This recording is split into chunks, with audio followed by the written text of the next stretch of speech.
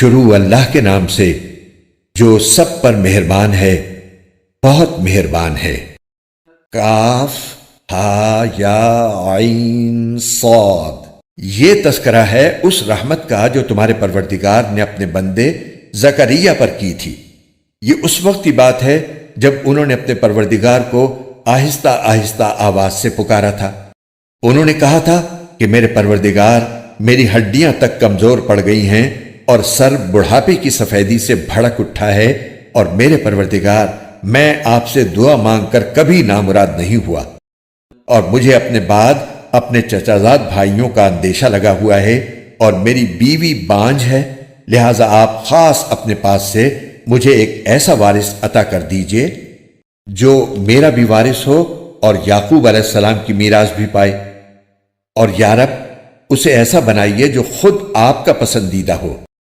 آواز آئی کہ اے زکریا، ہم تمہیں ایک ایسے لڑکے کی خوشخبری دیتے ہیں جس کا نام یحییٰ ہوگا۔ اس سے پہلے ہم نے اس کے نام کا کوئی اور شخص پیدا نہیں کیا۔ زکریا نے کہا، میرے پروردگار، میرے یہاں لڑکا کس طرح پیدا ہوگا جبکہ میری بیوی بانجھ ہے اور میں بڑھاپے سے اس حال کو پہنچ گیا ہوں کہ میرا جسم سوکھ چکا ہے۔ کہا، ہاں ایسا ہی ہوگا، تمہارے رب نے فرمایا ہے کہ یہ تو میرے لیے معمولی بات ہے، اور اس سے پہلے میں نے تمہیں پیدا کیا تھا جب تم کچھ بھی نہیں تھے۔ زکریا نے کہا، میرے پروردگار، میرے لیے کوئی نشانی مقرر فرما دیجئے۔ فرمایا، تمہاری نشانی یہ ہے کہ تم صحت مند ہونے کے باوجود 3 رات تک لوگوں سے بات نہیں کر سکو گے۔ چنانچہ وہ عبادت گاہ سے نکل کر اپنی قوم کے سامنے آئے اور ان کو اشارے سے ہدایت دی کہ تم لوگ صبح و شام اللہ کی تسبیح کیا کرو۔ پھر جب یحییٰ پیدا ہو کر بڑے ہو گئے تو ہم نے ان سے فرمایا، اے یحییٰ، کتاب کو مضبوطی سے تھام لو، اور ہم نے بچپن ہی میں ان کو دانائی بھی عطا کر دی تھی، اور خاص اپنے پاس سے نرم دلی اور پاکیزگی بھی، اور وہ بڑے پرہیزگار تھے اور اپنے والدین کے خدمت گزار، نہ وہ سرکش تھے نہ نافرمان، اور اللہ تعالیٰ کی طرف سے سلام ہے ان پر اس دن بھی جس روز وہ پیدا ہوئے، اس دن بھی جس روز انہیں موت آئے گی، اور اس دن بھی جس روز انہیں زندہ کر کے دوبارہ اٹھایا جائے گا۔ اور اس کتاب میں مریم کا بھی تذکرہ کرو، اس وقت کا تذکرہ جب وہ اپنے گھر والوں سے علیحدہ ہو کر اس جگہ چلی گئیں جو مشرق کی طرف واقع تھا۔ پھر انہوں نے ان لوگوں کے اور اپنے درمیان ایک پردہ ڈال لیا۔ اس موقع پر ہم نے ان کے پاس اپنی روح یعنی ایک فرشتے کو بھیجا جو ان کے سامنے ایک مکمل انسان کی شکل میں ظاہر ہوا۔ مریم نے کہا، میں تم سے خدا رحمان کی پناہ مانگتی ہوں، اگر تم میں اللہ کا خوف ہے تو یہاں سے ہٹ جاؤ۔ فرشتے نے کہا، میں تو تمہارے رب کا بھیجا ہوا فرشتہ ہوں، اور اس لیے آیا ہوں تاکہ تمہیں ایک پاکیزہ لڑکا دوں۔ مریم نے کہا، میرے لڑکا کیسے ہو جائے گا جبکہ مجھے کسی بشر نے چھوا تک نہیں ہے، اور نہ میں کوئی بدکار عورت ہوں۔ فرشتے نے کہا، ایسے ہی ہو جائے گا، تمہارے رب نے فرمایا ہے کہ یہ میرے لیے ایک معمولی بات ہے، اور ہم یہ کام اس لیے کریں گے تاکہ اس لڑکے کو لوگوں کے لیے اپنی قدرت کی ایک نشانی بنائیں اور اپنی طرف سے رحمت کا مظاہرہ کریں، اور یہ بات پوری طرح طے ہو چکی ہے۔ پھر ہوا یہ کہ مریم کو اس بچے کا حمل ٹھہر گیا، اور جب ولادت کا وقت قریب آیا تو وہ اس کو لے کر لوگوں سے الگ ایک دور مقام پر چلی گئی۔ پھر زچگی کے درد نے انہیں ایک کھجور کے درخت کے پاس پہنچا دیا۔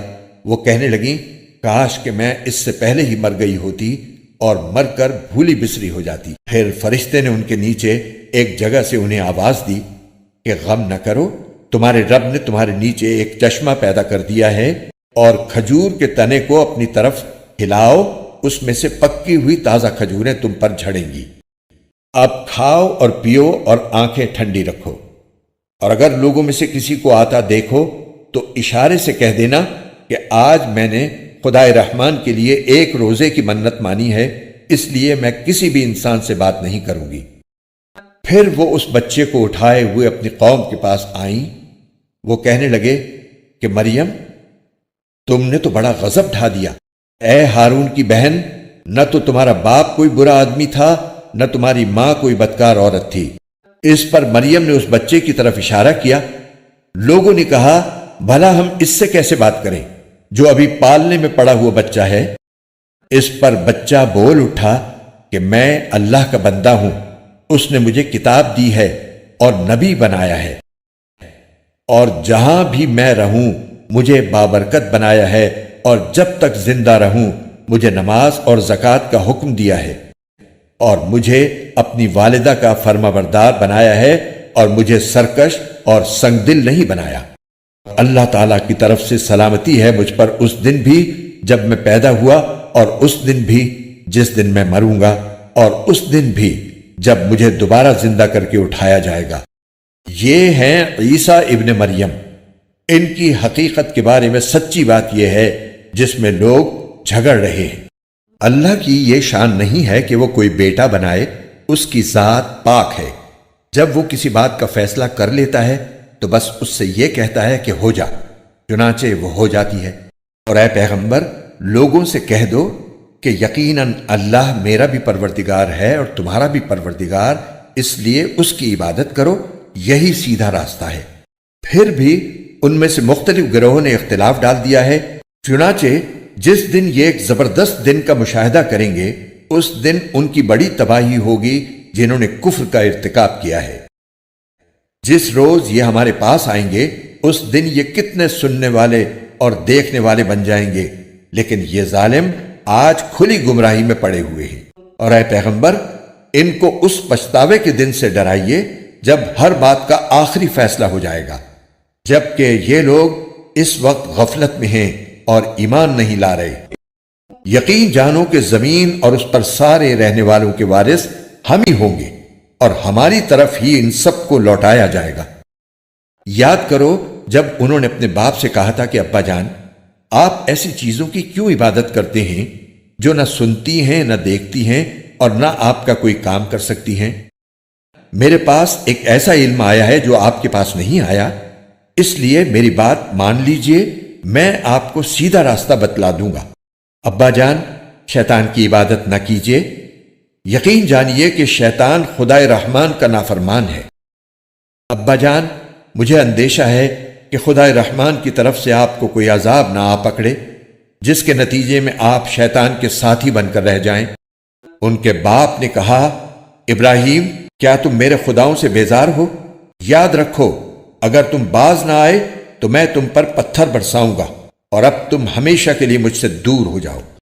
ابراہیم نے کہا، میں آپ کو رخصت کا سلام کرتا ہوں، میں اپنے پروردگار سے آپ کی بخشش کی دعا کروں گا، بے شک وہ مجھ پر بہت مہربان ہے، اور میں آپ لوگوں سے بھی الگ ہوتا ہوں، اور اللہ کو چھوڑ کر آپ لوگ جن جن کی عبادت کرتے ہیں ان سے بھی، اور میں اپنے پروردگار کو پکارتا رہوں گا۔ مجھے پوری امید ہے کہ اپنے رب کو پکار کر میں نامراد نہیں رہوں گا۔ چنانچہ جب وہ ان سے اور ان بتوں سے الگ ہو گئے جنہیں وہ اللہ کے بجائے پکارا کرتے تھے، تو ہم نے انہیں اسحاق اور یعقوب جیسی اولاد بخشی، اور ان میں سے ہر ایک کو نبی بنایا، اور ان کو اپنی رحمت سے نوازا، اور انہیں اونچے درجے کی نیک نامی عطا کی۔ اور اس کتاب میں موسیٰ کا بھی تذکرہ کرو، بے شک وہ اللہ کے چنے ہوئے بندے تھے اور رسول اور نبی تھے۔ ہم نے انہیں کوہ طور کی دائیں جانب سے پکارا اور انہیں اپنا رازدار بنا کر اپنا قرب عطا کیا، اور ہم نے ان کے بھائی ہارون کو نبی بنا کر اپنی رحمت سے انہیں ایک مددگار عطا کیا۔ اور اس کتاب میں اسماعیل کا بھی تذکرہ کرو، بے شک وہ وعدے کے سچے تھے اور رسول اور نبی تھے، اور وہ اپنے گھر والوں کو بھی نماز اور زکوٰۃ کا حکم دیا کرتے تھے اور اپنے پروردگار کے نزدیک پسندیدہ تھے۔ اور اس کتاب میں ادریس کا بھی تذکرہ کرو، بے شک وہ سچائی کے خوگر نبی تھے، اور ہم نے انہیں رفعت دے کر ایک بلند مقام تک پہنچا دیا تھا۔ آدم کی اولاد میں سے یہ وہ نبی ہیں جن پر اللہ نے انعام فرمایا، اور ان میں سے کچھ ان لوگوں کی اولاد میں سے ہیں جن کو ہم نے نوح کے ساتھ کشتی میں سوار کیا تھا، اور کچھ ابراہیم اور اسرائیل یعنی یعقوب کی اولاد میں سے ہیں، اور یہ سب ان لوگوں میں سے ہیں جن کو ہم نے ہدایت دی اور اپنے دین کے لیے منتخب کیا۔ جب ان کے سامنے خدائے رحمان کی آیتوں کی تلاوت کی جاتی تو یہ روتے ہوئے سجدے میں گر جاتے تھے۔ پھر ان کے بعد ایسے لوگ ان کی جگہ آئے جنہوں نے نمازوں کو برباد کیا اور اپنی نفسانی خواہشات کے پیچھے چلے، چنانچہ ان کی گمراہی بہت جلد ان کے سامنے آ جائے گی۔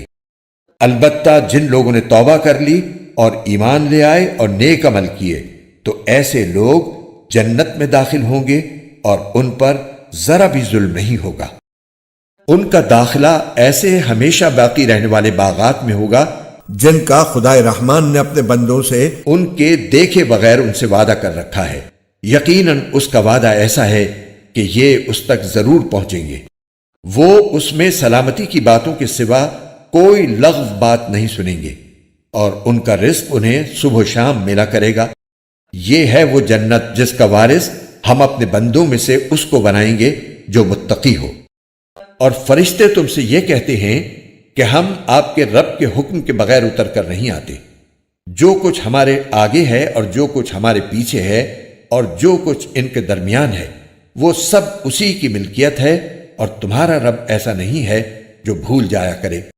وہ آسمانوں اور زمین کا بھی مالک ہے اور جو مخلوقات ان کے درمیان ہیں ان کا بھی، لہذا تم اس کی عبادت کرو اور اس کی عبادت پر جمے رہو۔ کیا تمہارے علم میں کوئی اور ہے جو اس جیسی صفات رکھتا ہو؟ اور کافر انسان یہ کہتا ہے کہ جب میں مر چکا ہوں گا تو کیا واقعی اس وقت مجھے زندہ کر کے نکالا جائے گا؟ کیا اس انسان کو یہ بات یاد نہیں آتی کہ ہم نے اسے اس وقت پیدا کیا تھا جب وہ کچھ بھی نہیں تھا؟ تو قسم ہے تمہارے پروردگار کی، ہم ان کو اور ان کے ساتھ سارے شیطانوں کو ضرور اکٹھا کریں گے، پھر ان کو دوزخ کے گرد اس طرح لے کر آئیں گے کہ یہ سب گھٹنوں کے بل گرے ہوئے ہوں گے۔ پھر ان کے ہر گروہ میں سے ان لوگوں کو کھینچ نکالیں گے جو خدائے رحمان کے ساتھ سرکشی کرنے میں زیادہ سخت تھے۔ پھر یہ بات ہم ہی خوب جانتے ہیں کہ وہ کون لوگ ہیں جو سب سے پہلے اس دوزخ میں جھونکے جانے کے زیادہ مستحق ہیں، اور تم میں سے کوئی نہیں ہے جس کا اس دوزخ پر گزر نہ ہو۔ اس بات کا اللہ نے حتمی طور پر ذمہ لے رکھا ہے۔ پھر جن لوگوں نے تقوی اختیار کیا ہے انہیں تو ہم نجات دے دیں گے، اور جو ظالم ہیں انہیں اس حالت میں چھوڑ دیں گے کہ وہ اس دوزخ میں گھٹنوں کے بل پڑے ہوں گے۔ اور جب ان کے سامنے ہماری کھلی کھلی آیتیں تلاوت کی جاتی ہیں تو کافر لوگ مومنوں سے کہتے ہیں کہ بتاؤ ہم دونوں فریقوں میں سے کس کا مقام زیادہ بہتر ہے اور کس کی مجلس زیادہ اچھی ہے؟ اور یہ نہیں دیکھتے کہ ان سے پہلے ہم کتنی نسلیں ہلاک کر چکے ہیں جو اپنے ساز و سامان اور ظاہری آن بان میں ان سے کہیں بہتر تھیں۔ کہہ دو کہ جو لوگ گمراہی میں جا پڑیں تو ان کے لیے مناسب یہی ہے کہ خدائے رحمان انہیں خوب ڈھیل دیتا رہے، یہاں تک کہ جب یہ لوگ وہ چیز خود دیکھ لیں گے جس سے انہیں ڈرایا جا رہا ہے، چاہے وہ اس دنیا کا عذاب ہو یا قیامت، تو اس وقت انہیں پتہ چلے گا کہ بدترین مقام کس کا تھا اور لشکر کس کا زیادہ کمزور تھا۔ اور جن لوگوں نے سیدھا راستہ اختیار کر لیا ہے اللہ ان کو ہدایت میں اور ترقی دیتا ہے، اور جو نیک عمل باقی رہنے والے ہیں ان کا بدلہ بھی اللہ کے یہاں بہتر ملے گا اور ان کا مجموعی انجام بھی بہتر ہوگا۔ بھلا تم نے اس شخص کو بھی دیکھا جس نے ہماری آیتوں کو ماننے سے انکار کیا ہے اور یہ کہا ہے کہ مجھے مال اور اولاد آخرت میں بھی ضرور ملیں گے؟ کیا اس نے عالم غیب میں جھانک کر دیکھ لیا ہے یا اس نے خدائے رحمان سے کوئی عہد لے رکھا ہے؟ ہرگز نہیں۔ جو کچھ یہ کہہ رہا ہے ہم اسے بھی لکھ رکھیں گے اور اس کے عذاب میں اور اضافہ کر دیں گے، اور جس مال اور اولاد کا یہ حوالہ دے رہا ہے اس کے وارث ہم ہوں گے، اور یہ ہمارے پاس تنہا آئے گا۔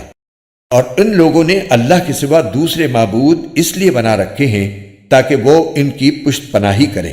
یہ سب غلط بات ہے۔ وہ تو ان کی عبادت ہی کا انکار کر دیں گے اور الٹے ان کے مخالف ہو جائیں گے۔ اے پیغمبر، کیا تمہیں یہ معلوم نہیں ہے کہ ہم نے کافروں پر شیاطین چھوڑ رکھے ہیں جو انہیں برابر اکساتے رہتے ہیں؟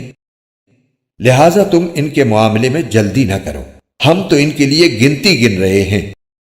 اس دن کو نہ بھولو جس دن ہم سارے متقی لوگوں کو مہمان بنا کر خدائے رحمان کے پاس جمع کریں گے اور مجرموں کو پیاسے جانوروں کی طرح ہکا کر دوزخ کی طرف لے جائیں گے۔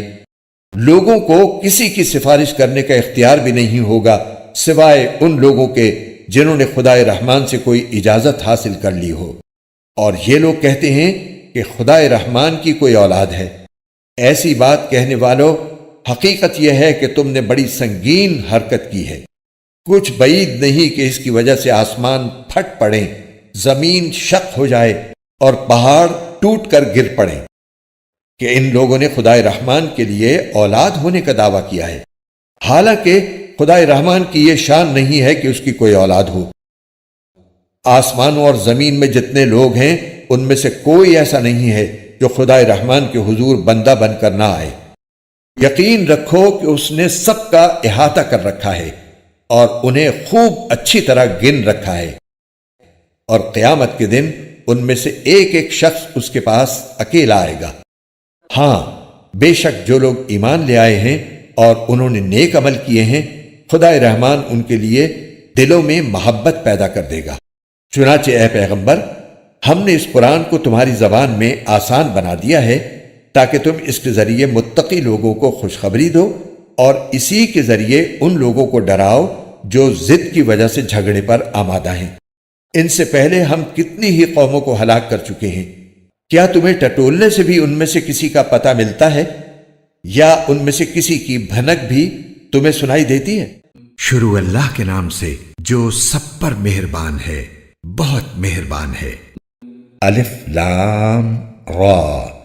اے پیغمبر، یہ ایک کتاب ہے جو ہم نے تم پر نازل کی ہے تاکہ تم لوگوں کو ان کے پروردگار کے حکم سے اندھیروں سے نکال کر روشنی میں لے آؤ، یعنی اس ذات کے راستے کی طرف جس کا اقتدار سب پر غالب ہے اور جو ہر تعریف کا مستحق ہے۔ وہ اللہ کہ آسمانوں اور زمین میں جو کچھ ہے اسی کی ملکیت ہے، اور افسوس ہے ان لوگوں پر جو حق کا انکار کرتے ہیں، کیونکہ انہیں سخت عذاب ہونے والا ہے۔ وہ لوگ جو آخرت کے مقابلے میں دنیا کی زندگی کو پسند کرتے ہیں اور دوسروں کو راستے پر آنے سے روکتے ہیں اور اس میں ٹیڑھ تلاش کرتے رہتے ہیں، وہ پرلے درجے کی گمراہی میں مبتلا ہیں۔ اور ہم نے جب بھی کوئی رسول بھیجا خود اس کی قوم کی زبان میں بھیجا تاکہ وہ ان کے سامنے حق کو اچھی طرح واضح کر سکے۔ پھر اللہ جس کو چاہتا ہے گمراہ کر دیتا ہے اور جس کو چاہتا ہے ہدایت دے دیتا ہے، اور وہی ہے جس کا اقتدار بھی کامل ہے، جس کی حکمت بھی کامل۔ اور ہم نے موسیٰ کو اپنی نشانیاں دے کر بھیجا کہ اپنی قوم کو اندھیروں سے نکال کر روشنی میں لاؤ، اور مختلف لوگوں کو اللہ نے خوشحالی اور بدحالی کے جو دن دکھائے ہیں ان کے حوالے سے انہیں نصیحت کرو۔ حقیقت یہ ہے کہ ہر وہ شخص جو صبر اور شکر کا خوگر ہو، اس کے لیے ان واقعات میں بڑی نشانیاں ہیں۔ وہ وقت یاد کرو جب موسیٰ نے اپنی قوم سے کہا تھا کہ اللہ نے تم پر جو انعام کیا ہے اسے یاد رکھو کہ اس نے تمہیں فرعون کے لوگوں سے نجات دی جو تمہیں بدترین تکلیفیں پہنچاتے تھے اور تمہارے بیٹوں کو ذبح کر ڈالتے اور تمہاری عورتوں کو زندہ رکھتے تھے، اور ان تمام واقعات میں تمہارے پروردگار کی طرف سے تمہارا زبردست امتحان تھا۔ اور وہ وقت بھی جب تمہارے پروردگار نے اعلان فرما دیا تھا کہ اگر تم نے واقعی شکر ادا کیا تو میں تمہیں اور زیادہ دوں گا، اور اگر تم نے ناشکری کی تو یقین جانو میرا عذاب بڑا سخت ہے۔ اور موسیٰ نے کہا تھا کہ اگر تم اور زمین پر بسنے والے تمام لوگ بھی ناشکری کریں تو اللہ کا کوئی نقصان نہیں، کیونکہ اللہ بڑا بے نیاز ہے، بذات خود قابل تعریف۔ اے کفار مکہ، کیا تمہیں ان لوگوں کی خبر نہیں پہنچی جو تم سے پہلے گزر چکے ہیں، قوم نوح، عاد، سمود اور ان کے بعد آنے والی قومیں جنہیں اللہ کے سوا کوئی نہیں جانتا؟ ان سب کے پاس ان کے رسول کھلے کھلے دلائل لے کر آئے تو انہوں نے ان کے منہ پر اپنے ہاتھ رکھ دیے اور کہا کہ جو پیغام تمہیں دے کر بھیجا گیا ہے ہم اس کو ماننے سے انکار کرتے ہیں، اور جس بات کی تم ہمیں دعوت دے رہے ہو اس کے بارے میں ہمیں بڑا بھاری شک ہے۔ ان کے پیغمبروں نے ان سے کہا، کیا اللہ کے بارے میں شک ہے جو سارے آسمانوں اور زمین کا خالق ہے؟ وہ تمہیں بلا رہا ہے کہ تمہاری خاطر تمہارے گناہ معاف کر دے اور تمہیں ایک مقررہ مدت تک مہلت دے۔ انہوں نے کہا کہ تمہاری حقیقت اس کے سوا کچھ بھی نہیں ہے کہ تم ایسے ہی انسانوں جیسے ہم ہیں۔ تم یہ چاہتے ہو کہ ہمارے باپ دادا جن کی عبادت کرتے آئے ہیں ان سے ہمیں روک دو، لہذا کوئی صاف صاف معجزہ لا کر دکھاؤ۔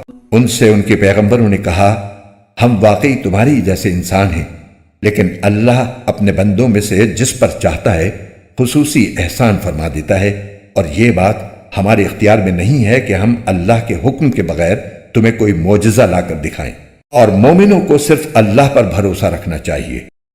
اور آخر ہم کیوں اللہ پر بھروسہ نہ رکھیں جبکہ اس نے ہمیں ان راستوں کی ہدایت دے دی ہے جن پر ہمیں چلنا ہے، اور تم نے ہمیں جو تکلیفیں پہنچائی ہیں ان پر ہم یقیناً صبر کریں گے۔ اور جن لوگوں کو بھروسہ رکھنا ہو انہیں اللہ ہی پر بھروسہ رکھنا چاہیے۔ اور جن لوگوں نے کفر اپنا لیا تھا انہوں نے اپنے پیغمبروں سے کہا کہ ہم تمہیں اپنی سرزمین سے نکال کر رہیں گے ورنہ تمہیں ہمارے دین میں واپس آنا پڑے گا۔ چنانچہ ان کے پروردگار نے ان پر وحی بھیجی کہ یقین رکھو ہم ان ظالموں کو ہلاک کر دیں گے اور ان کے بعد یقیناً تمہیں زمین میں بسائیں گے۔ یہ ہے ہر اس شخص کا صلہ جو میرے سامنے کھڑا ہونے کا خوف رکھتا اور میری وعید سے ڈرتا ہو۔ اور ان کافروں نے خود فیصلہ مانگا اور نتیجہ یہ ہوا کہ ہر ڈینگے مارنے والا ہٹ دھرم نامراد ہو کر رہا۔ اس کے آگے جہنم ہے اور وہاں اسے پیپ کا پانی پلایا جائے گا، وہ اسے گھونٹ گھونٹ کر کے پیے گا اور اسے ایسا محسوس ہوگا کہ وہ اسے حلق سے اتار نہیں سکے گا۔ موت اس پر ہر طرف سے آ رہی ہوگی مگر وہ مرے گا نہیں، اور اس کے آگے ہمیشہ ایک اور سخت عذاب موجود ہوگا۔ جن لوگوں نے اپنے رب کے ساتھ کفر کی روش اختیار کی ہے ان کی حالت یہ ہے کہ ان کے اعمال اس راکھ کی طرح ہیں جسے آندھی طوفان والے دن میں ہوا تیزی سے اڑا لے جائے۔ انہوں نے جو کچھ کمائی کی ہوگی اس میں سے کچھ ان کے ہاتھ نہیں آئے گا۔ یہی تو پرلے درجے کی گمراہی ہے۔ کیا تمہیں یہ بات نظر نہیں آتی کہ اللہ نے آسمانوں اور زمین کو برحق مقصد سے پیدا کیا ہے؟ اگر وہ چاہے تو تم سب کو فنا کر دے اور ایک نئی مخلوق وجود میں لے آئے، اور یہ بات اللہ کے لیے کچھ بھی مشکل نہیں ہے۔ اور یہ سب لوگ اللہ کے آگے پیش ہوں گے، پھر جو لوگ دنیا میں کمزور تھے وہ بڑائی بگھارنے والوں سے کہیں گے کہ ہم تو تمہارے پیچھے چلنے والے لوگ تھے، تو کیا اب تم ہمیں اللہ کے عذاب سے کچھ بچا لو گے؟ وہ کہیں گے اگر اللہ نے ہمیں ہدایت دی ہوتی تو ہم بھی تمہیں ہدایت دے دیتے، چاہے ہم چیخیں چلائیں یا صبر کریں دونوں صورتیں ہمارے لیے برابر ہیں، ہمارے لیے چھٹکارے کا کوئی راستہ نہیں۔ اور جب ہر بات کا فیصلہ ہو جائے گا تو شیطان اپنے ماننے والوں سے کہے گا حقیقت یہ ہے کہ اللہ نے تم سے سچا وعدہ کیا تھا اور میں نے تم سے وعدہ کیا تو اس کی خلاف ورزی کی، اور مجھے تم پر اس سے زیادہ کوئی اختیار حاصل نہیں تھا کہ میں نے تمہیں اللہ کی نافرمانی کی دعوت دی تو تم نے میری بات مان لی، لہٰذا اب مجھے ملامت نہ کرو بلکہ خود اپنے آپ کو ملامت کرو۔ نہ تمہاری فریاد پر میں تمہاری مدد کر سکتا ہوں اور نہ میری فریاد پر تم میری مدد کر سکتے ہو۔ تم نے اس سے پہلے مجھے اللہ کا جو شریک مان لیا تھا آج میں نے اس کا انکار کر دیا ہے۔ جن لوگوں نے یہ ظلم کیا تھا ان کے حصے میں تو اب دردناک عذاب ہے۔ اور جو لوگ ایمان لائے تھے اور انہوں نے نیک عمل کیے تھے انہیں ایسے باغات میں داخل کیا جائے گا جن کے نیچے نہریں بہتی ہوں گی۔ اپنے پروردگار کے حکم سے وہ ان باغوں میں ہمیشہ رہیں گے۔ وہ آپس میں ایک دوسرے کا استقبال سلام سے کریں گے۔ کیا تم نے نہیں دیکھا کہ اللہ نے کلمہ طیبہ کی کیسی مثال بیان کی ہے؟ وہ ایک پاکیزہ درخت کی طرح ہے جس کی جڑ زمین میں مضبوطی سے جمی ہوئی ہے اور اس کی شاخیں آسمان میں ہیں۔ اپنے رب کے حکم سے وہ ہر آن پھل دیتا ہے۔ اللہ اس قسم کی مثالیں اس لیے دیتا ہے تاکہ لوگ نصیحت حاصل کریں۔ اور ناپاک کلمے کی مثال ایک خراب درخت کی طرح ہے جسے زمین کے اوپر ہی اوپر سے اکھاڑ لیا جائے، اس میں ذرا بھی جماؤ نہ ہو۔ جو لوگ ایمان لائے ہیں اللہ ان کو اس مضبوط بات پر دنیا کی زندگی میں بھی جماؤ عطا کرتا ہے اور آخرت میں بھی، اور ظالم لوگوں کو اللہ بھٹکا دیتا ہے، اور اللہ اپنی حکمت کے مطابق جو چاہتا ہے کرتا ہے۔ اور یاد کرو وہ وقت جب ابراہیم نے اللہ تعالیٰ سے دعا کرتے ہوئے کہا تھا کہ یا رب اس شہر کو پرامن بنا دیجئے اور مجھے اور میرے بیٹوں کو اس بات سے بچائیے کہ ہم بتوں کی پرستش کریں۔ میرے پروردگار، ان بتوں نے لوگوں کی بڑی تعداد کو گمراہ کیا ہے، لہٰذا جو کوئی میری راہ پر چلے وہ تو میرا ہے، اور جو میرا کہنا نہ مانے تو اس کا معاملہ میں آپ پر چھوڑتا ہوں، آپ بہت بخشنے والے بڑے مہربان ہیں۔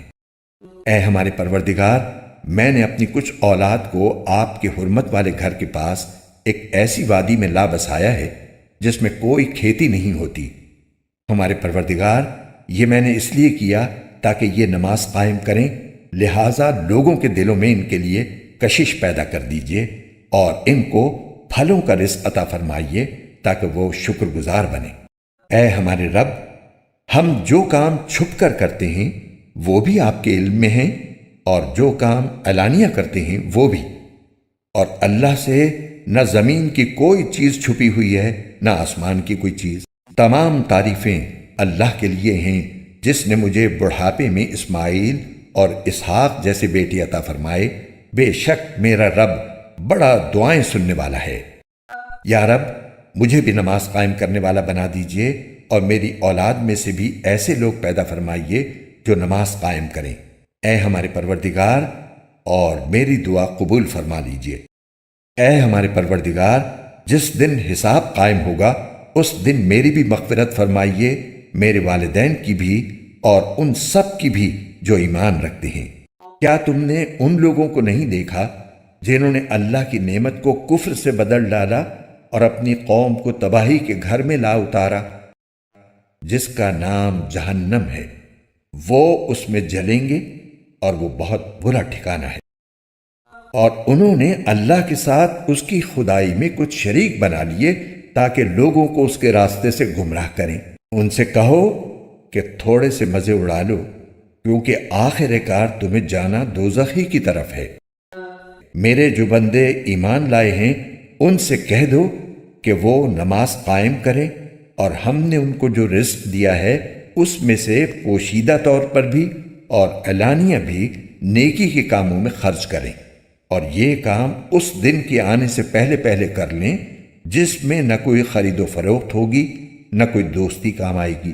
اللہ وہ ہے جس نے آسمانوں اور زمین کو پیدا کیا اور آسمان سے پانی برسایا، پھر اس کے ذریعے تمہارے رزق کے لیے پھل اگائے، اور کشتیوں کو تمہارے لیے رام کر دیا تاکہ وہ اس کے حکم سے سمندر میں چلیں، اور دریاؤں کو بھی تمہاری خدمت پر لگا دیا، اور تمہاری خاطر سورج اور چاند کو اس طرح کام پر لگایا کہ وہ مسلسل سفر میں ہیں، اور تمہاری خاطر رات اور دن کو بھی کام پر لگایا، اور تم نے جو کچھ مانگا اس نے اس میں سے جو تمہارے لیے مناسب تھا تمہیں دیا، اور اگر تم اللہ کی نعمتوں کو شمار کرنے لگو تو شمار بھی نہیں کر سکتے۔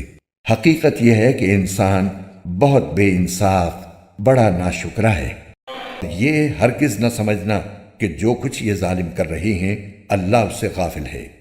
وہ تو ان لوگوں کو اس دن تک کے لیے مہلت دے رہا ہے جس میں آنکھیں پھٹی کی پھٹی رہ جائیں گی۔ وہ سروں کو اوپر اٹھائے ہوئے دوڑ رہے ہوں گے، ان کی نگاہیں جھپکنے کو واپس نہیں آئیں گی، اور ان کے دل بدحواسی میں اڑے جا رہے ہوں گے۔ اور اے پیغمبر، تم لوگوں کو اس دن سے خبردار کرو جب عذاب ان پر آن پڑے گا تو اس وقت یہ ظالم کہیں گے کہ اے ہمارے پروردگار، ہمیں تھوڑی سی مدت کے لیے اور مہلت دے دیجئے تاکہ ہم آپ کی دعوت قبول کر لیں اور پیغمبروں کی پیروی کریں۔ اس وقت ان سے کہا جائے گا کہ ارے کیا تم لوگوں نے قسمیں کھا کھا کر یہ نہیں کہا تھا کہ تم پر کوئی زوال نہیں آ سکتا؟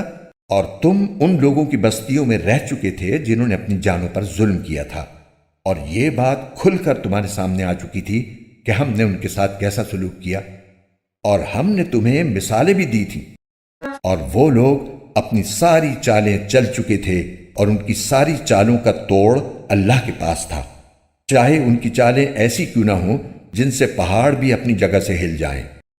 لہٰذا اللہ کے بارے میں ہرگز یہ خیال بھی دل میں نہ لانا کہ اس نے اپنے پیغمبروں سے جو وعدہ کر رکھا ہے اس کی خلاف ورزی کرے گا۔ یقین رکھو کہ اللہ اپنے اقتدار میں سب پر غالب ہے اور انتقام لینے والا ہے۔ اس دن جب یہ زمین ایک دوسری زمین سے بدل دی جائے گی اور آسمان بھی بدل جائے گا اور سب کے سب خدائے واحد و قہار کے سامنے پیش ہوں گے، اور اس دن تم مجرموں کو اس حالت میں دیکھو گے کہ وہ زنجیروں میں جکڑے ہوئے ہوں گے، ان کے قمیص تارکول کے ہوں گے اور آگ ان کے چہروں پر چھائی ہوئی ہوگی، تاکہ اللہ ہر شخص کو اس کے کیے کا بدلہ دے۔ اللہ جلد حساب چکانے والا ہے۔ یہ تمام لوگوں کے لیے ایک پیغام ہے اور اس لیے دیا جا رہا ہے تاکہ انہیں اس کے ذریعے خبردار کیا جائے اور تاکہ وہ جان لیں کہ معبود برحق بس ایک ہی ہے، اور تاکہ سمجھ رکھنے والے نصیحت حاصل کر لیں۔ شروع اللہ کے نام سے جو سب پر مہربان ہے، بہت مہربان ہے۔ اے چادر میں لپٹنے والے، رات کا تھوڑا حصہ چھوڑ کر باقی رات میں عبادت کے لیے کھڑے ہو جایا کرو۔ رات کا آدھا حصہ یا آدھے سے کچھ کم کر لو یا اس سے کچھ زیادہ کر لو، اور قرآن کی تلاوت اطمینان سے صاف صاف کیا کرو۔ ہم تم پر ایک بھاری کلام نازل کرنے والے ہیں۔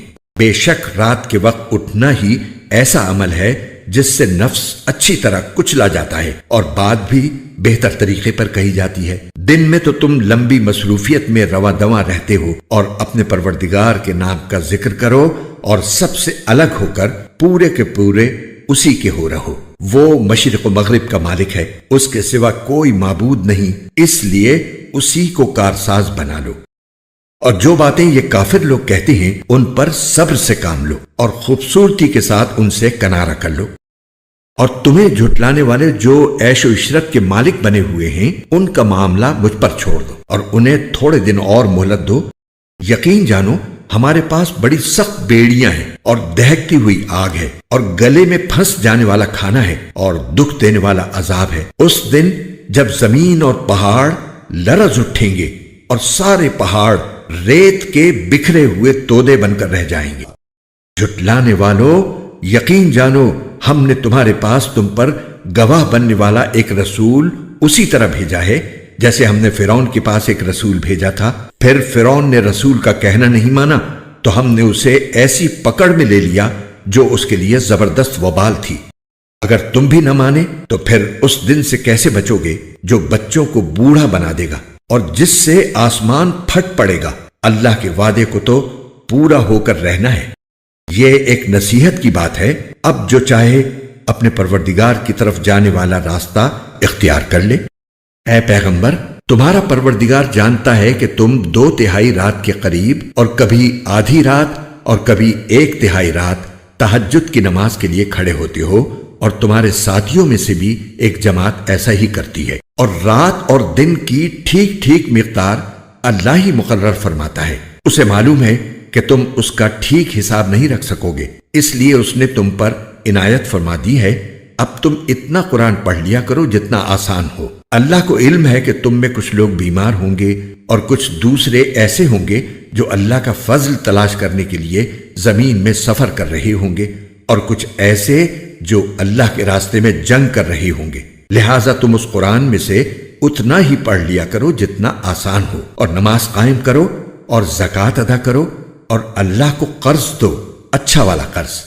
اور تم اپنے آپ کے لیے جو بھلائی بھی آگے بھیجو گے اسے اللہ کے پاس جا کر اس طرح پاؤ گے کہ وہ کہیں بہتر حالت میں اور بڑے زبردست ثواب کی شکل میں موجود ہے۔ اور اللہ سے مغفرت مانگتے رہو، یقین رکھو کہ اللہ بہت بخشنے والا، بہت مہربان ہے۔ شروع اللہ کے نام سے جو سب پر مہربان ہے، بہت مہربان ہے۔ الف لام را، یہ اس کتاب کی آیتیں ہیں جو حق واضح کرنے والی ہے۔ ہم نے اس کو ایسا قرآن بنا کر اتارا ہے جو عربی زبان میں ہے تاکہ تم سمجھ سکو۔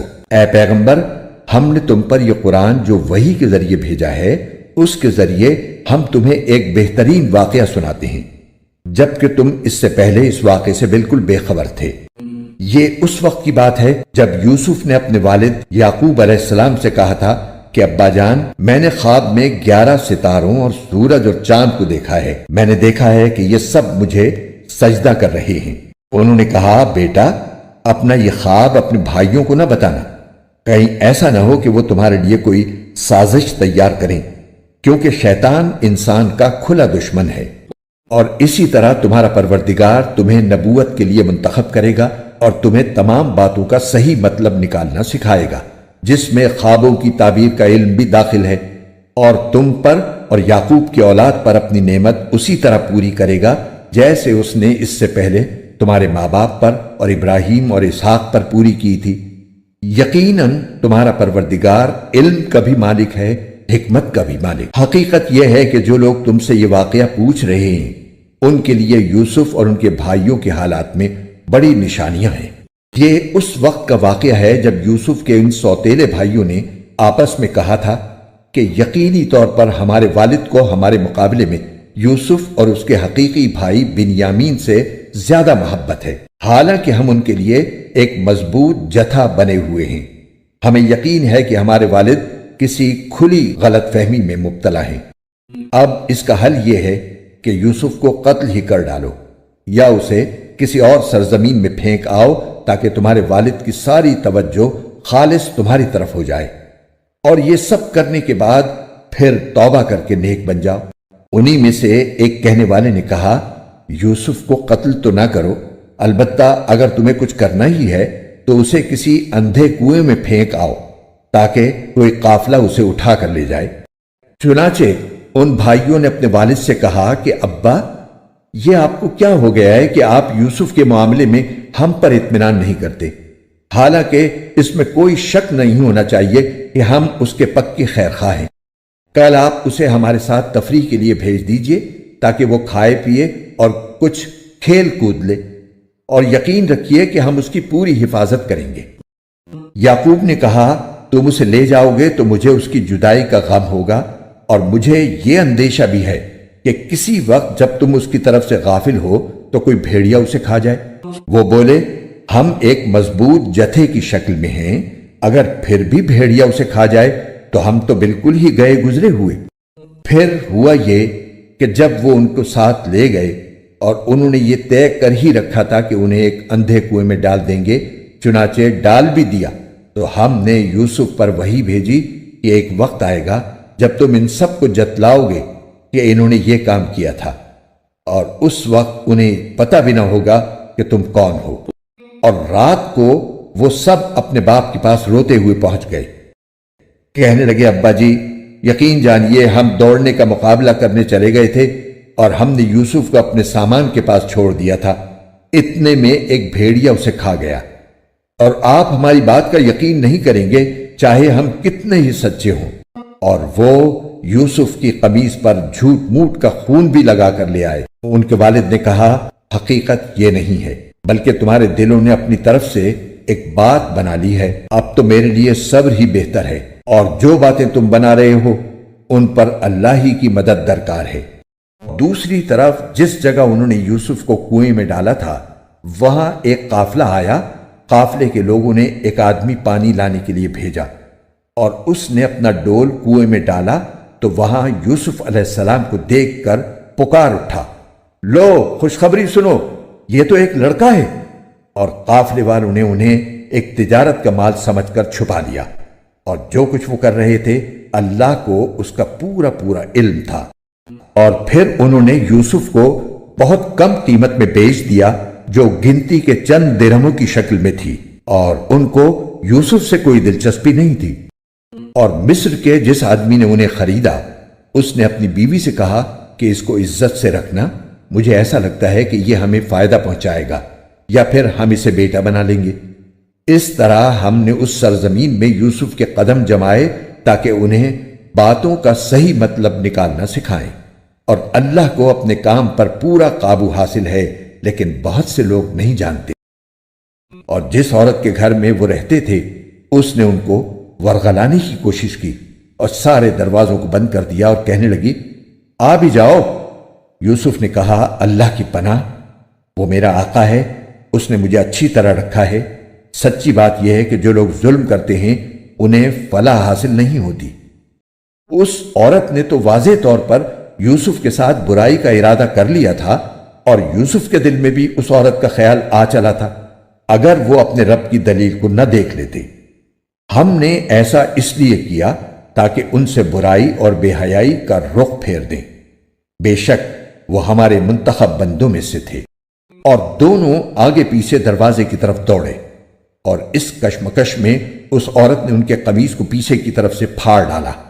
اتنے میں دونوں نے اس عورت کے شوہر کو دروازے پر کھڑا پایا۔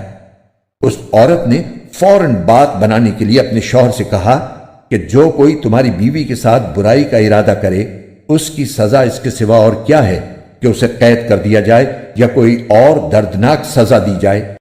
یوسف نے کہا یہ خود تھیں جو مجھے ورغلا رہی تھی۔ اور اس عورت کے خاندان ہی میں سے ایک گواہی دینے والے نے یہ گواہی دی کہ اگر یوسف کی قمیص سامنے کی طرف سے پھٹی ہو تو عورت سچ کہتی ہے اور وہ جھوٹے ہیں، اور اگر ان کی قمیص پیچھے کی طرف سے پھٹی ہے تو عورت جھوٹ بولتی ہے اور یہ سچے ہیں۔ پھر جب شوہر نے دیکھا کہ ان کی قمیص پیچھے سے پھٹی ہے تو اس نے کہا کہ یہ تم عورتوں کی مکاری ہے، واقعی تم عورتوں کی مکاری بڑی سخت ہے۔ یوسف تم اس بات کا کچھ خیال نہ کرو، اور اے عورت تو اپنے گناہ کی معافی مانگ، یقینی طور پر تو ہی خطا کار تھی۔ اور شہر میں کچھ عورتیں یہ باتیں کرنے لگیں کہ عزیز کی بیوی اپنے نوجوان غلام کو ورغلا رہی ہے، اس نوجوان کی محبت نے اسے فریفتہ کر لیا ہے، ہمارے خیال میں تو یقینی طور پر وہ کھلی گمراہی میں مبتلا ہے۔ چنانچہ جب اس یعنی عزیز کی بیوی نے ان عورتوں کے مکر کی یہ بات سنی تو اس نے پیغام بھیج کر انہیں اپنے گھر بلوا لیا اور ان کے لیے ایک تکیوں والی نشست تیار کی، اور ان میں سے ہر ایک کے ہاتھ میں ایک چاقو دے دیا، اور یوسف سے کہا کہ ذرا باہر نکل کر ان کے سامنے آ جاؤ۔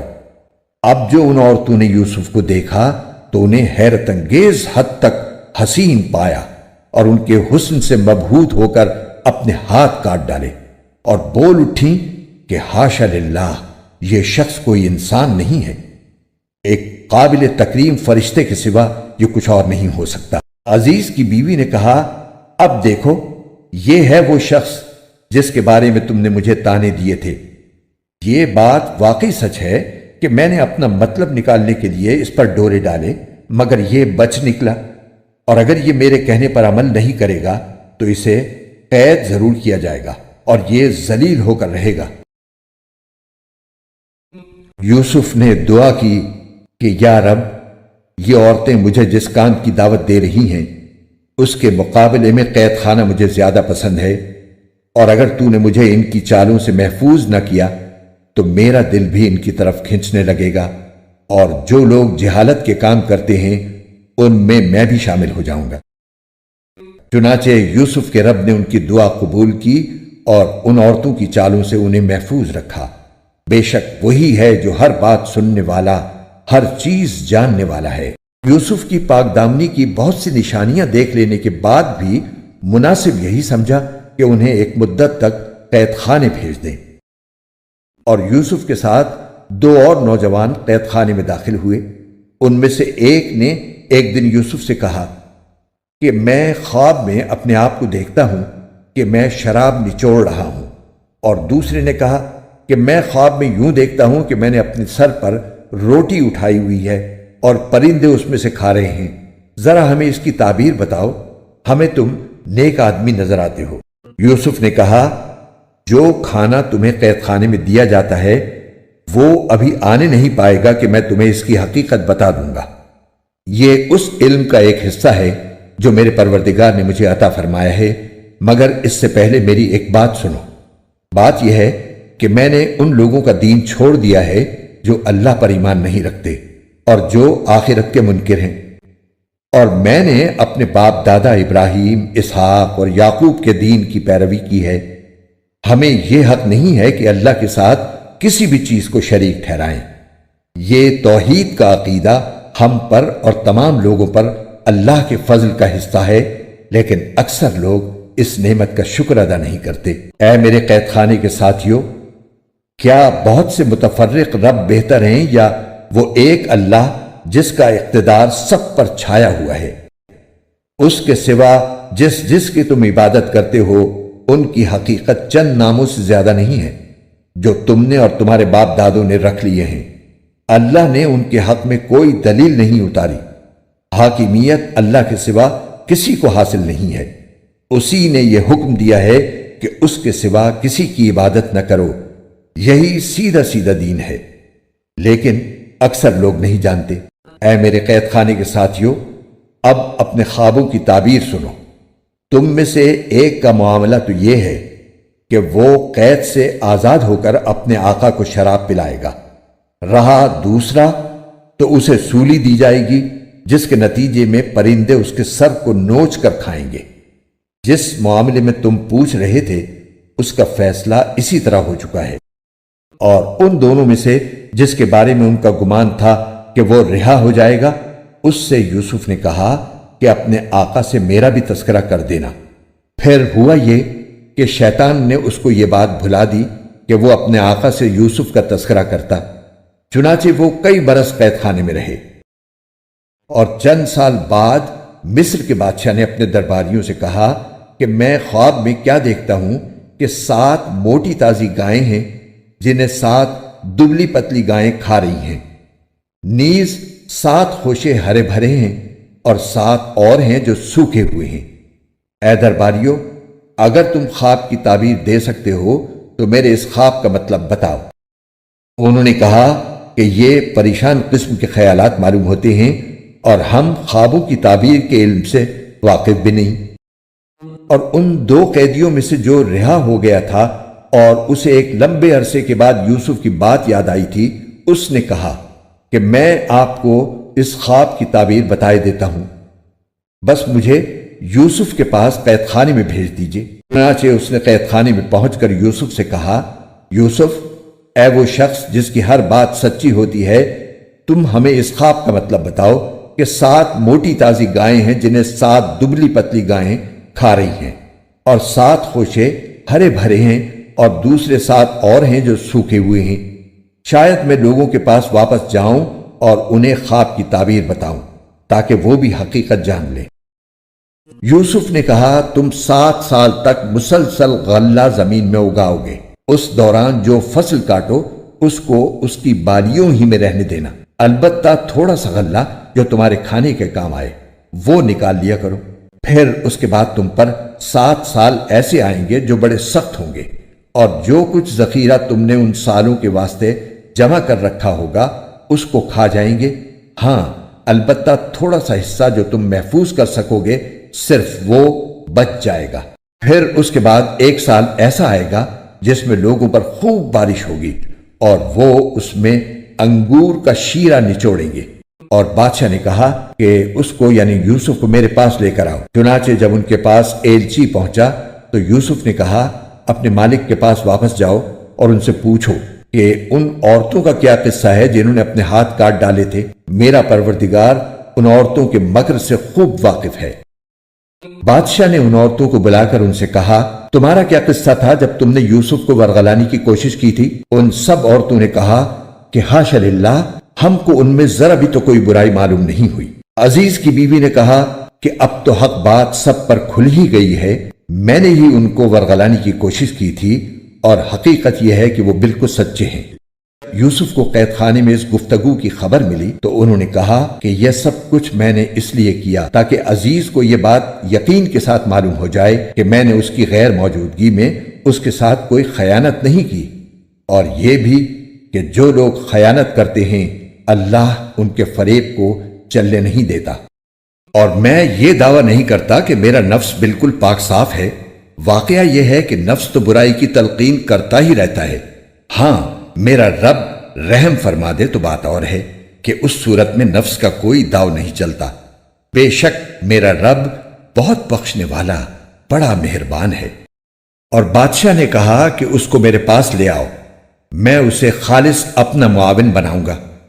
چنانچہ جب یوسف بادشاہ کے پاس آ گئے اور بادشاہ نے ان سے باتیں کی تو اس نے کہا، آج سے ہمارے پاس تمہارا بڑا مرتبہ ہوگا اور تم پر پورا بھروسہ کیا جائے گا۔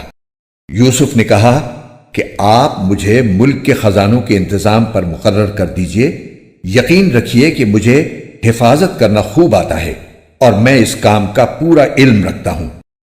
اور اس طرح ہم نے یوسف کو ملک میں ایسا اقتدار عطا کیا کہ وہ اس میں جہاں چاہیں اپنا ٹھکانہ بنائیں۔ ہم اپنی رحمت جس کو چاہتے ہیں پہنچاتے ہیں اور نیک لوگوں کے اجر کو ضائع نہیں کرتے، اور آخرت کا جو اجر ہے وہ ان لوگوں کے لیے کہیں زیادہ بہتر ہے جو ایمان لاتے اور تقوی پر کاربند رہتے ہیں۔ اور جب قحط پڑا تو یوسف کے بھائی آئے اور ان کے پاس پہنچے تو یوسف نے انہیں پہچان لیا اور وہ یوسف کو نہیں پہچانے۔ اور جب یوسف نے ان کا سامان تیار کر دیا تو ان سے کہا کہ آئندہ اپنے باپ شریک بھائی کو بھی میرے پاس لے کر آنا۔ کیا تم یہ نہیں دیکھ رہے ہو کہ میں پیمانہ بھر بھر کر دیتا ہوں اور میں بہترین مہمان نواز بھی ہوں؟ اب اگر تم اسے لے کر نہ آئے تو میرے پاس تمہارے لیے کوئی غلہ نہیں ہوگا اور تم میرے پاس بنا پھٹکنا۔ وہ بولے ہم اس کے والد کو اس کے بارے میں بہلانے کی کوشش کریں گے کہ وہ اسے ہمارے ساتھ بھیج دیں، اور ہم ایسا ضرور کریں گے۔ اور یوسف نے اپنے نوکروں سے کہہ دیا کہ وہ ان بھائیوں کا مال جس کے بدلے انہوں نے غلہ خریدا ہے انہی کے کجاووں میں رکھ دیں، تاکہ جب یہ اپنے گھر والوں کے پاس واپس پہنچیں تو اپنے مال کو پہچان لیں، شاید اس احسان کی وجہ سے وہ دوبارہ آئیں۔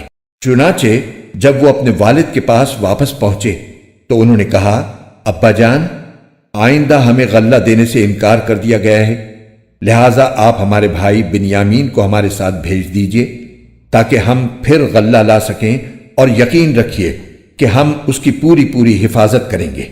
والد نے کہا کیا میں اس کے بارے میں تم پر ویسا ہی بھروسہ کروں جیسا اس کے بھائی یوسف کے بارے میں تم پر بھروسہ کیا تھا؟ خیر، اللہ سب سے بڑھ کر نگہبان ہے اور وہ سب سے بڑھ کر رحم فرمانے والا ہے۔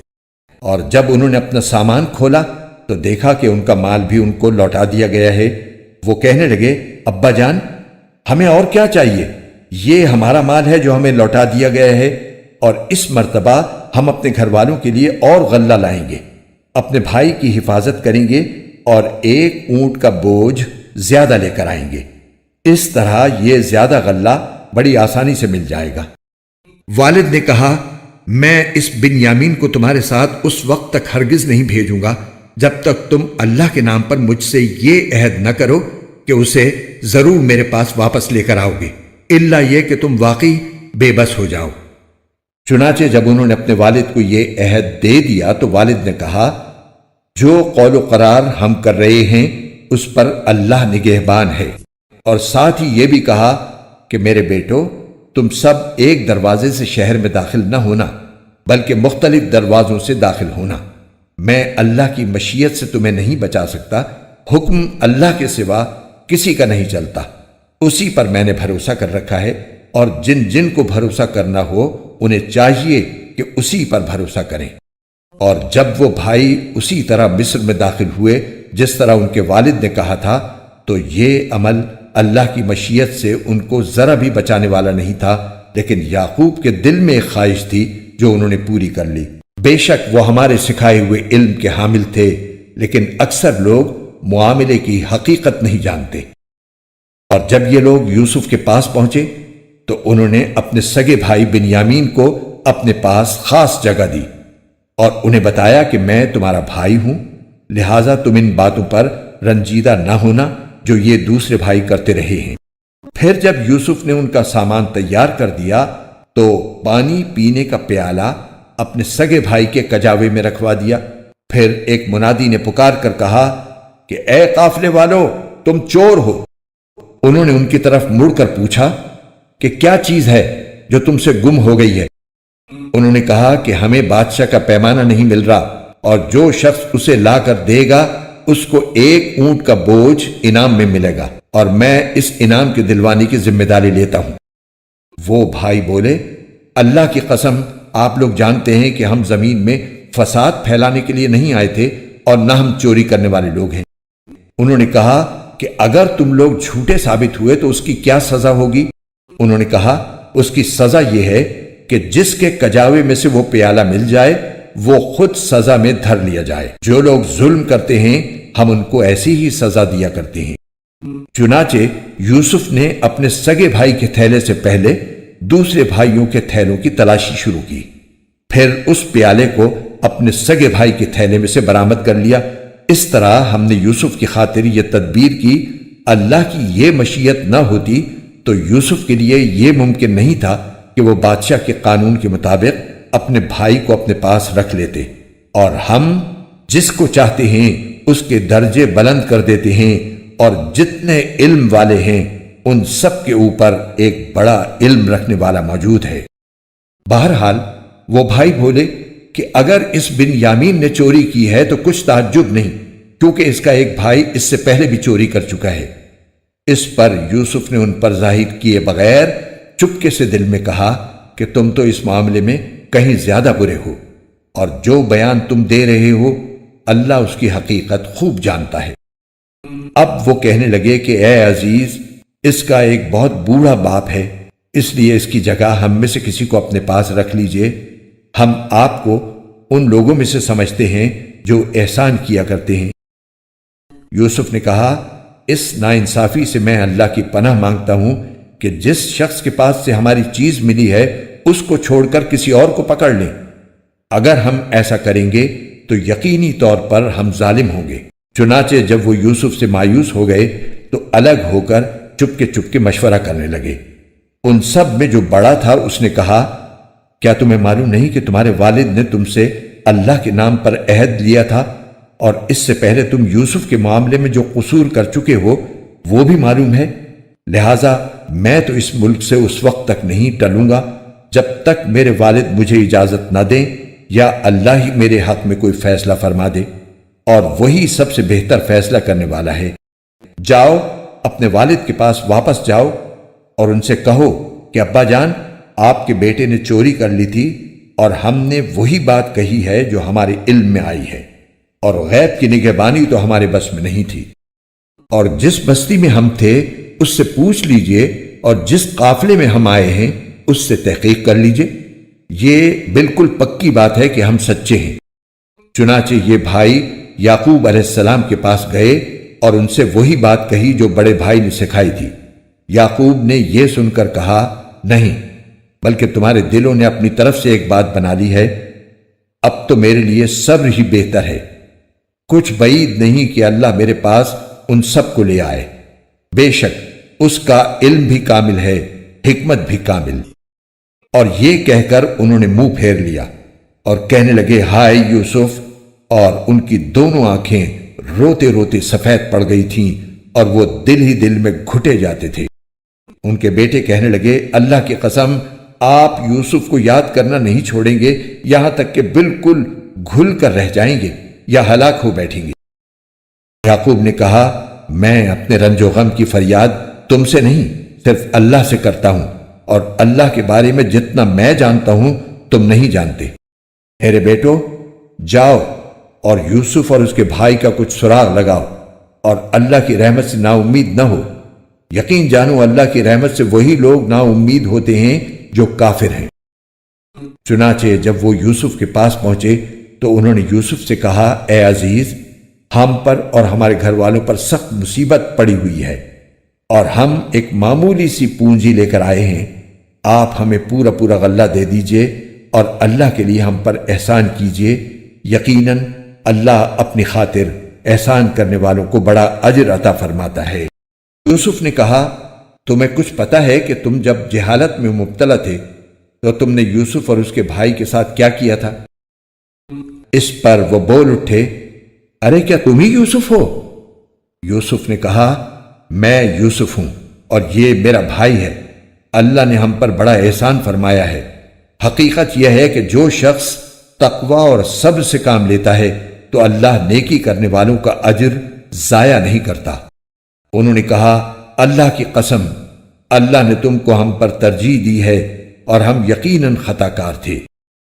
یوسف بولے، آج تم پر کوئی ملامت نہیں ہوگی، اللہ تمہیں معاف کرے، وہ سارے رحم کرنے والوں سے بڑھ کر رحم کرنے والا ہے۔ میرا یہ قمیص لے جاؤ اور اسے میرے والد کے چہرے پر ڈال دینا، اس سے ان کی بینائی واپس آ جائے گی، اور اپنے سارے گھر والوں کو میرے پاس لے آؤ۔ اور جب یہ قافلہ مصر سے کینان کی طرف روانہ ہوا تو ان کے والد نے کینان میں آس پاس کے لوگوں سے کہا کہ اگر تم مجھے یہ نہ کہو کہ بوڑھا سٹیا گیا ہے تو مجھے تو یوسف کی خوشبو آ رہی ہے۔ لوگوں نے کہا اللہ کی قسم آپ ابھی تک اپنی پرانی غلط فہمی میں پڑے ہوئے ہیں۔ پھر جب خوشخبری دینے والا پہنچ گیا تو اس نے یوسف کی قمیص ان کے منہ پر ڈال دی اور فوراً ان کی بینائی واپس آ گئی۔ انہوں نے اپنے بیٹوں سے کہا کیا میں نے تم سے نہیں کہا تھا کہ اللہ کے بارے میں جتنا میں جانتا ہوں تم نہیں جانتے؟ وہ کہنے لگے ابا جان آپ ہمارے گناہوں کی بخشش کی دعا فرمائیے، ہم یقیناً بڑے خطا کار تھے۔ یعقوب نے کہا میں عنقریب اپنے پروردگار سے تمہاری بخشش کی دعا کروں گا، بے شک وہی ہے جو بہت بخشنے والا بڑا مہربان ہے۔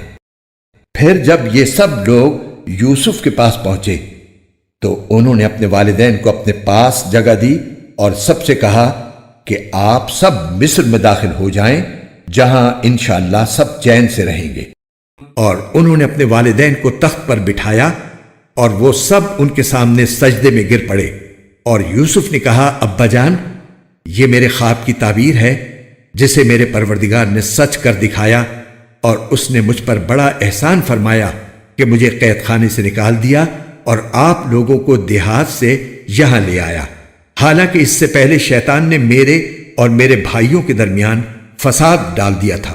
حقیقت یہ ہے کہ میرا پروردگار جو کچھ چاہتا ہے اس کے لیے بڑی لطیف تدبیریں کرتا ہے، بے شک وہی ہے جس کا علم بھی کامل ہے، حکمت بھی کامل۔ میرے پروردگار تو نے مجھے حکومت سے بھی حصہ عطا فرمایا اور مجھے تعبیر خواب کے علم سے بھی نوازا۔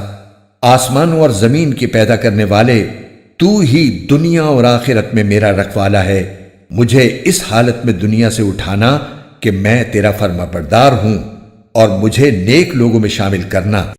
اے پیغمبر یہ تمام واقعہ غیب کی خبروں کا ایک حصہ ہے جو ہم تمہیں وحی کے ذریعے بتا رہی ہیں، اور تم اس وقت ان یوسف کے بھائیوں کے پاس موجود نہیں تھے جب انہوں نے سازش کر کے اپنا فیصلہ پختہ کر لیا تھا کہ یوسف کو کنویں میں ڈالیں گے۔ اس کے باوجود اکثر لوگ ایمان لانے والے نہیں ہیں، چاہے تمہارا کیسا ہی دل چاہتا ہو، حالانکہ تم ان سے اس تبلیغ پر کوئی اجرت نہیں مانگتے۔ یہ تو دنیا جہان کے سب لوگوں کے لیے بس ایک نصیحت کا پیغام ہے۔ اور آسمانوں اور زمین میں کتنی ہی نشانیاں ہیں جن پر ان کا گزر ہوتا رہتا ہے، مگر یہ ان سے منہ موڑ جاتی ہیں۔ اور ان میں سے اکثر لوگ ایسے ہیں کہ اللہ پر ایمان رکھتے بھی ہیں تو اس طرح کہ وہ اس کے ساتھ شرک بھی کرتے جاتے ہیں۔ بھلا کیا ان لوگوں کو اس بات کا ذرا ڈر نہیں ہے کہ اللہ کے عذاب کی کوئی بلا آ کر ان کو لپیٹ لے، یا ان پر قیامت اچانک ٹوٹ پڑے اور انہیں پہلے سے احساس بھی نہ ہو؟ اے پیغمبر کہہ دو کہ یہ میرا راستہ ہے، میں بھی پوری بصیرت کے ساتھ اللہ کی طرف بلاتا ہوں، اور جنہوں نے میری پیروی کی ہے وہ بھی، اور اللہ ہر قسم کے شرک سے پاک ہے، اور میں ان لوگوں میں سے نہیں ہوں جو اللہ کے ساتھ کسی کو شریک ٹھہراتے ہیں۔ اور ہم نے تم سے پہلے جو رسول بھیجے وہ سب مختلف بستیوں میں بسنے والے انسان ہی تھے جن پر ہم وہی بھیجتے تھے۔ تو کیا ان لوگوں نے زمین میں چل پھر کر یہ نہیں دیکھا کہ ان سے پہلے کی قوموں کا انجام کیسا ہوا؟ اور آخرت کا گھر یقیناً ان لوگوں کے لیے کہیں بہتر ہے جنہوں نے تقوی اختیار کیا۔ کیا پھر بھی تم عقل سے کام نہیں لیتے؟ پچھلے انبیاء کے ساتھ بھی یہی ہوا کہ ان کی قوموں پر عذاب آنے میں کچھ دیر لگی، یہاں تک کہ جب پیغمبر لوگوں سے مایوس ہو گئے اور کافر لوگ یہ سمجھنے لگے کہ انہیں جھوٹی دھمکیاں دی گئی تھیں تو ان پیغمبروں کے پاس ہماری مدد پہنچ گئی، یعنی کافروں پر عذاب آیا اور جن کو ہم چاہتے تھے انہیں بچا لیا گیا، اور جو لوگ مجرم ہوتے ہیں ان سے ہمارے عذاب کو ٹالا نہیں جا سکتا۔ یقیناً ان کے واقعات میں عقل و ہوش رکھنے والوں کے لیے بڑا عبرت کا سامان ہے۔ یہ کوئی ایسی بات نہیں ہے جو جھوٹ موٹ گھڑ لی گئی ہو، بلکہ اس سے پہلے جو کتابیں آ چکی ہیں ان کی تصدیق ہے اور ہر بات کی وضاحت، اور جو لوگ ایمان لائیں ان کے لیے ہدایت اور رحمت کا سامان۔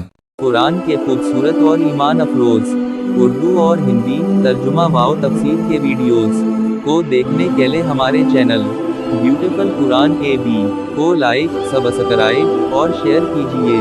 شکریہ۔